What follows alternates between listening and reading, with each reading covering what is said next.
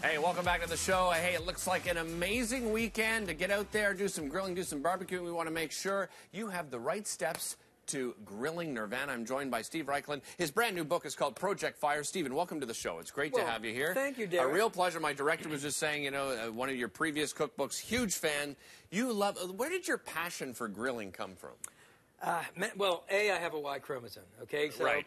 That helps. It's a good start. Right, although there are more and more women Absolutely. getting into to the scene.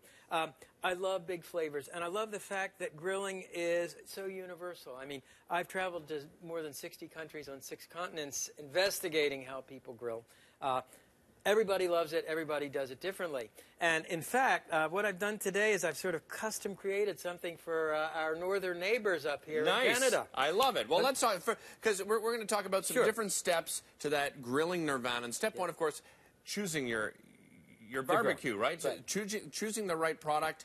Let's talk about some of the ones that are available on the market. Okay, so first big question, charcoal or gas. I know statistically most Canadians grill over gas. However, more and more of you are with charcoal. Advantage of a charcoal grill is that it's very easy to smoke on a charcoal grill. Right. And for smoking, you use wood chips. You place them on the lit coals. So over here, we're using maple chips this morning. Okay. Okay. Now, do you soak them? I mean, there's people that... I do soak. So you do soak. Okay. Yeah, I'll tell you What's why. the reason? Okay. If you put wood chips on a hot fire unsoaked, they will catch fire within 1 minute. Right. Okay? So all that smoke disappears immediately. If you soak your wood chips, you slow down the rate of combustion, you'll get a good 5, 10, 15-minute smoke. And there's different types of smoking. We've heard of this, you know, smoking, and there's also cold smoking. Cold smoking. What's the difference between those two? So in hot smoking, you are cooking as well as smoking at the same time. Ribs are hot smoked. Right. In cold smoking, your fire source is here, your food is over here, there's a tube that goes underground. Right. And you are smoking but not cooking. So that beautiful, luscious Nova Scotia-style salmon you guys have up here, that's cold smoked. Okay.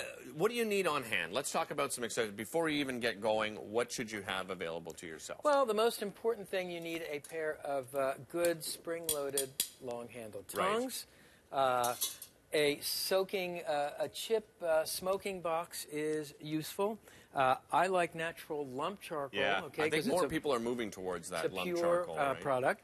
And then in terms of offbeat items, so this is a salt slab. This is a new style of grilling. Yes. And in Project Fire, there's a wonderful dessert recipe. It's a chocolate brownie s'more. So remember the old s'mores, like graham crackers? Yeah. Well, this is chocolate brownies on top, shredded mint, Grand Marnier, an artisanal marshmallow. The whole thing goes on a salt slab, and it's smoke roasted on the grill. Very nice. Totally amazing. Let's talk about flavoring. You brought some ribs along with you here, and it's important to flavor your ribs even before we even get the grill going.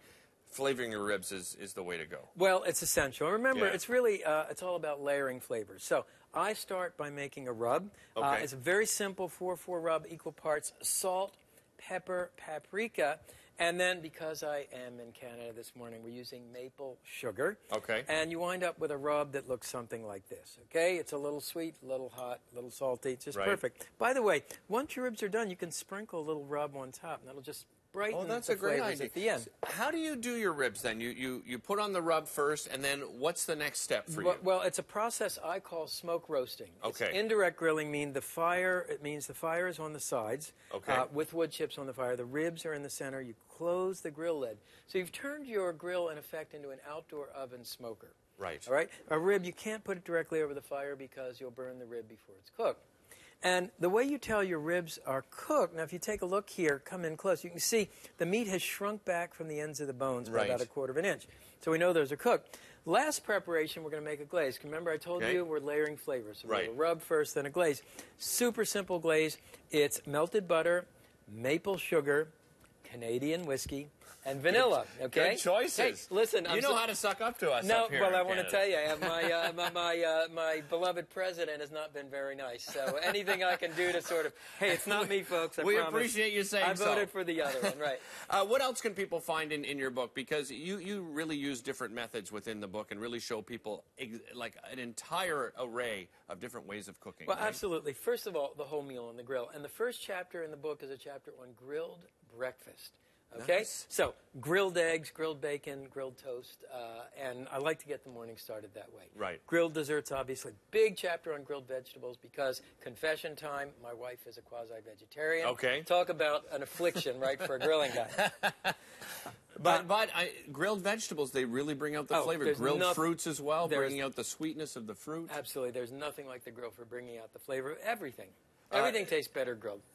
Great ideas. Thank you so much for joining us this morning, Well, I hope you're going to take a bite here. Are you kidding me? Yeah. Of course I'm going to take a bite. I'm going to dig in, All right, too. we're going to enjoy one of these. Don't go away. We'll be back with more Breakfast Television. Of course, you can pick up the book all over the place. It's available online. We'll be back with more BT after this.